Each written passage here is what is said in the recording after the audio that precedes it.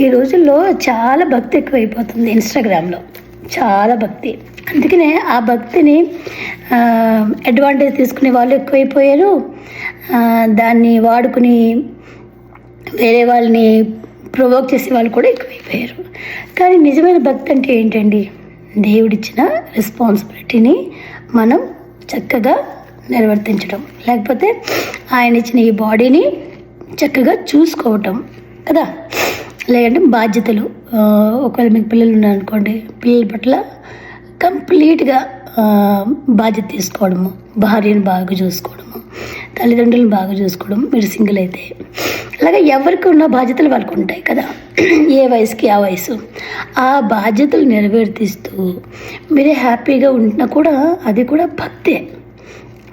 భక్తి ఉంది కదా అని చూపించుకోవడము ఇవన్నీ కూడా కాదు కానీ ఇలా బతకడం కూడా భక్తే.